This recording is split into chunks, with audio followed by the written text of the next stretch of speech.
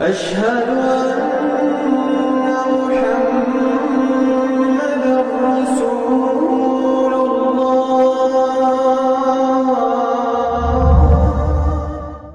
بسم الله الرحمن الرحيم.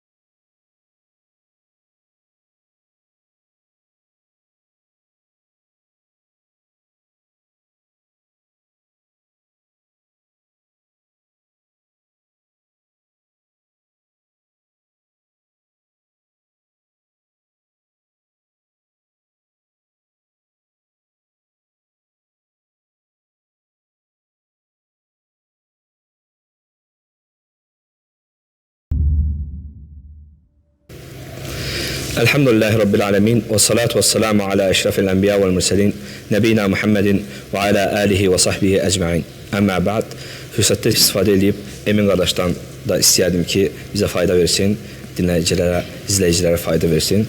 Emin qardaş, Uca Allah Quran-ı Kərimdə buyurur ki, "Yevmə izin tu'raduna la təxfə minkum xafiyyə." Bu ayə barədə bizə fayda ver. Bismillah, elhamdülillah və salatu və selamu ala Rasulillah. Əşhədu en la ilahe illallah vahdehu la şerike le, əşhədu enne Muhammeden abduhu ve rasuluhu, amma ba'd. Allah Azze ve Celle bu ayette bildirir ki, ey insanlar, siz kıyamet günü Allah'ın huzuruna getireceksiniz ve ettiğiniz emeller Allah'tan gizli kalmayacak. Yani hiçbir şey sir Allah'tan gizli kalmayacak.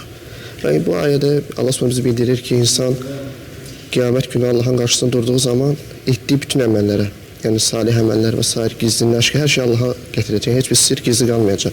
Ona göre de insan çalışmalıdır ki, zahirde ve gizlinde ettiği günahları ıslah etsin. Yani daha çok tövbe etsin, dikkat etsin emellere. Hence gizlinde olan emellerimizi, daha çok gizlinde ettiğimiz günahlarımızı gizledir ise, gizlinde salih emeller gizletmen lazımdır.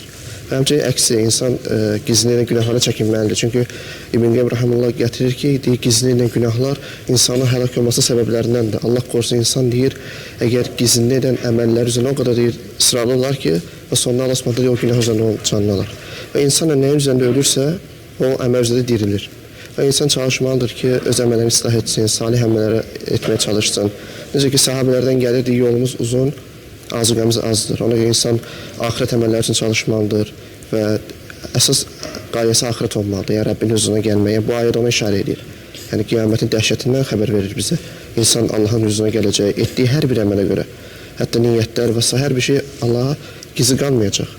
Bəli, eləcə də Allah Subhanahu taala başqa ayələrdə bizə xəbər verir ki, insan elədiyi hər bir əməl barəsində onu yazan mələklər var, sorğu-sual olunacaq qiyamət günü. Yəni kiramən kətibin, yəni onu qeyd edən mələklər var, yəni sağında sonunda.